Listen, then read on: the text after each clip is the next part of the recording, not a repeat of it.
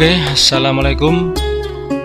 Jumpa lagi dengan saya Pak Nasir, SMK Satya Praja 2 Petarukan.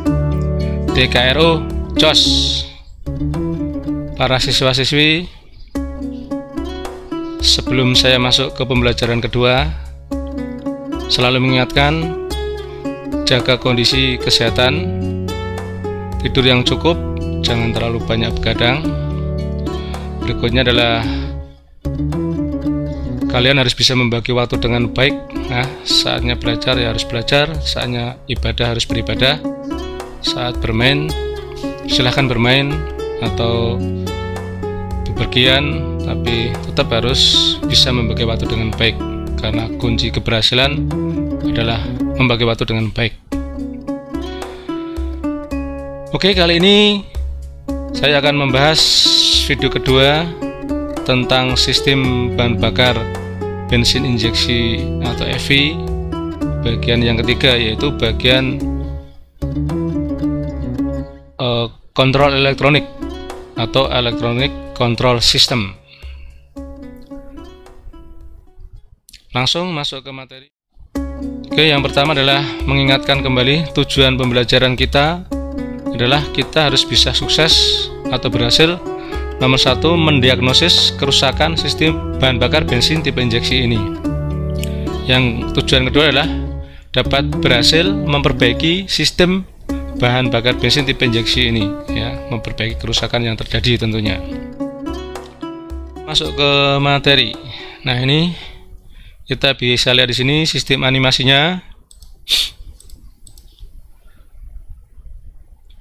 Bagian utama sistem injeksi yang ketiga adalah bagian sistem kontrol elektronik. Nah, bagian kontrol elektronik ini juga dibagi menjadi 3 bagian utama. Nah, yang pertama adalah bagian input atau kelompok sensor-sensor. Yang kedua adalah bagian ECU atau ECM-nya, yaitu bagian pengendalinya, bagian kontrolernya, ya. Terus yang ketiga adalah bagian output atau aktuator-aktuatornya. Oke, mari kita bahas satu persatu. Bagian kelompok input yang pertama adalah IAT sensor, intake, air, temperatur sensor. Bagian ini berfungsi untuk mendeteksi atau mensensor suhu di intake manifold. Nah, apakah dia masih dingin atau sudah panas, akan memberitahu ECU untuk mempengaruhi jumlah penyemprotan bahan bakar di injektor nantinya. Bagian kedua adalah AFM sensor. Ini ya, AFM sensor, air flow meter sensor. Fungsinya untuk mendeteksi atau mengukur banyaknya udara yang mengalir melewati intake manifold. Terus di model mobil lain ada yang memakai sensor MAP sensor, manifold absolute pressure sensor. Ini fungsi hampir sama, dia mengukur kerapatan atau tekanan udara yang lewat. Kalau secara akurasi lebih bagusnya antara MAP sensor dengan AFM sensor, itu lebih akurat AFM sensor. Ini AFM sensor biasanya dipakai di mobil-mobil yang menengah atas, ya, kalau di Toyota itu ada Kijang Innova, itu sudah pakai sensor MAP sensor. Kalau yang MAP sensor dia dipakai biasanya di mobil menengah bawah atau yang keluaran agak lama-lama, ya, seperti Xenia, Avanza, Grid Corolla yang sudah injeksi, itu yang awal-awal dia memakai teknologi MAP sensor. Berikutnya para siswa, yang ketiga adalah sensor TPS. Ini ya, ini TPS adalah throttle position sensor. Dia dipasang biasanya segaris dengan katup throttle. Dia itu fungsinya untuk mendeteksi besarnya bukaan katup throttle. Nah, dia membuka sedikit, sedang atau banyak disensor oleh TPS ini. Kemudian bagian input berikutnya ada ini, CPS, crank shaft position sensor atau crank position sensor. Dia untuk mendeteksi posisi crankshaft, ya. Fungsinya ini untuk menentukan saat pengapian, ya, fungsi utamanya itu. Jadi kalau CPS ini bermasalah, maka mobil menjadi fatal, dia langsung akan mati karena dia tidak tahu pengapiannya itu yang tepat di mana, jadi mesin langsung otomatis mati. Seperti itu. Nah, di model mobil yang lain yang lama-lama dia memakai sensor cas, ya, cam angle sensor, fungsi sama ya, mendeteksi sudut cam untuk menentukan saat pengapian.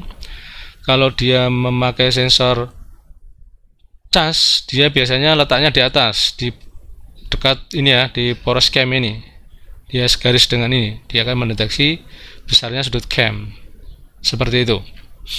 Sensor berikutnya adalah KS atau knock sensor. Ini untuk mendeteksi besarnya getaran atau ketukan di mesin, ya. Manakala mesin tiba-tiba terjadi gangguan pengapian kelambatan atau istilahnya kefuren atau kecepatan ya, kena furen kan timbul getaran itu, maka dengan sensor ini akan bisa merubah saat pengapian, bisa sedikit lebih maju atau lebih mundur, kurang lebihnya seperti itu.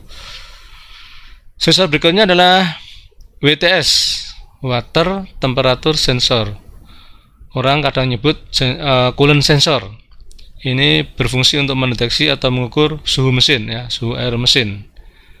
Sudah suhu kerja atau belum, ya, suhu kerja sekitar 80-90 derajat Celcius. Berikutnya adalah sensor OS, Oxygen Sensor.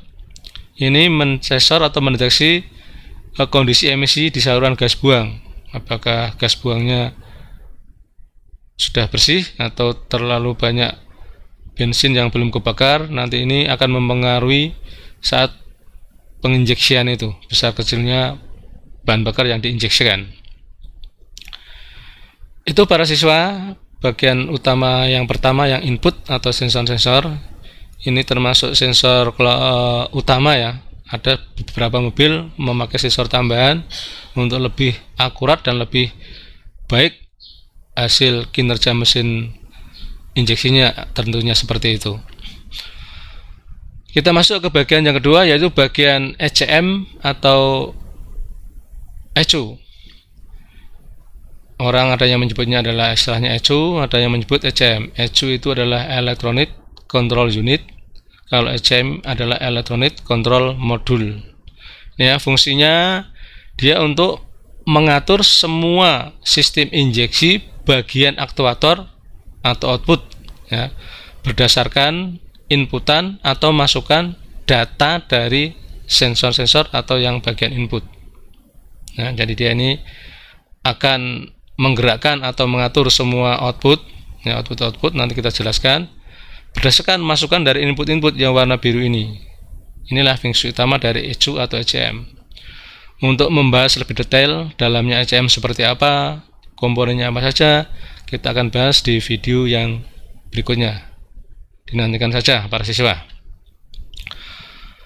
Oke, berikutnya adalah bagian yang ketiga dari bagian Electronic Control System, ya, yaitu namanya bagian output atau aktuator.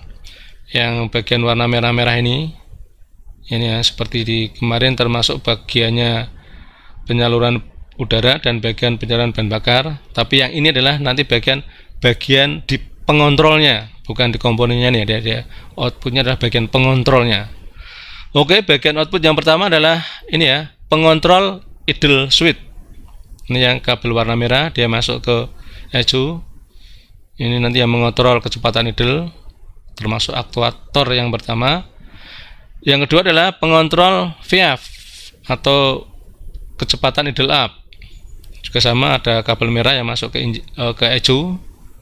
Ini mengontrol kerjanya VF ini. Bagian output berikutnya yang ketiga adalah injektor. Ini pengontrol penginjeksian.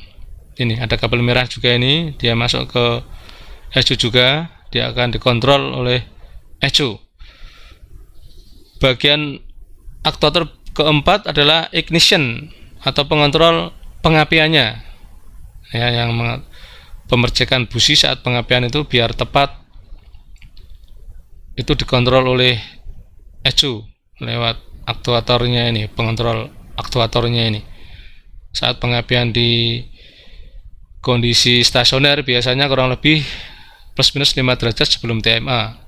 Kalau mesin ditambah kecepatan lambat, maka saat pengapian akan semakin maju menjadi sekitar 15-an derajat. Kecepatan sedang, pengapian lebih maju lagi, ya, sekitar 25 derajat sebelum titik mati atas atau TMA. Dia sudah menyala businya itu. Kalau kecepatan sangat tinggi, ya berarti saat pengapiannya lebih maju lagi, sekitar 30-an sampai 35 derajat sebelum TMA, busi sudah membersihkan bunga apinya, sehingga menyesuaikan antara saat pengapian dengan putaran mesin. Ini semua dikontrol oleh pengontrol ignition ini, yang dikontrol oleh ECU. Ini aktuator yang keempat tadi. Aktuator berikutnya adalah ini, pengontrol full pump, ya. Pengontrol pompa bensin ini bekerja atau mati sesuai kebutuhan yang dikontrol oleh ECU. Ini aktuator berikutnya. Terus aktuator yang terakhir di sini adalah lampu mil. Mil kepanjangan dari malfunction indicator lamp. Ada orang lain menyebut engine engine check lamp, ya, check engine lamp. Ini berfungsi untuk memberi sinyal dengan cara menyala kalau ada sensor atau aktuator di sistem injeksi itu bermasalah. Nah, jika mau mengontrol lebih lanjut, biasanya nanti di DLC ini, ya, konektor DLC ini, data link konektor di chamber kaki T dan E1 nya, tempat penchamberan itu, maka lampu mil ini akan menyala berkedip. Nah, kedipannya itu hitungannya sesuai bagian aktuator atau sensor yang rusak, akan menunjukkan kedipan-kedipan.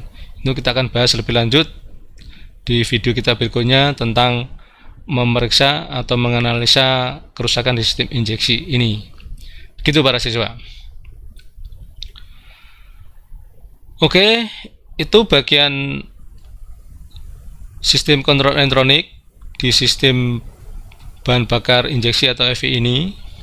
Terus bagian-bagian lain yang belum kita sebutkan, kita bahas sebentar. Ini tadi ada DLC atau data link konektor ini. Ini berfungsi sebagai konektor penghubung dengan kabel nanti. Yang satunya nanti sebelah kabel ujung satunya dihubungkan dengan scanner. Ya, nanti scanner ini untuk mengecek atau menganalisa kondisi kerusakan pada sistem injeksi ini. Terus berikutnya ada ini, ya, box control relay ini. Ada relay pengapian, ada relay bahan bakar, semuanya ada dimasukkan di satu box ini. Yang bawah ini ada ignition switch atau kunci kontak. Terus ini kelompok baterai. Terus yang bawah sendiri ini adalah catalytic converter, berfungsi sebagai pembersih, ya, pembersih kandungan gas buang biar yang keluar knalpot itu benar-benar bersih, tidak mengganggu kesehatan kita. Seperti itu. Seperti itu para siswa, penjelasan di bagian video kedua ini. Semoga bermanfaat. Bagi yang masih kurang paham, silahkan diputar ulang lagi.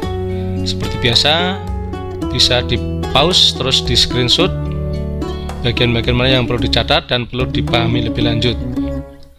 Oke, mengingatkan kembali, jaga kesehatan selalu, jangan lupa membagi waktu dengan baik, dan juga berdoa kepada Allah Subhanahu wa Ta'ala, minta kebaikan, minta kesehatan, keselamatan. Nanti berikutnya kita akan lanjutkan di video yang ketiga, kelanjutan dari sistem injeksi ini, nanti tentang pengenalan komponen yang sebenarnya di engine stand atau di mobil EV, sama nanti pengukuran atau pemeriksaan lebih lanjut di mesin yang sebenarnya. Demikian para siswa, semoga bermanfaat, dan saya akhiri. Assalamualaikum warahmatullahi wabarakatuh.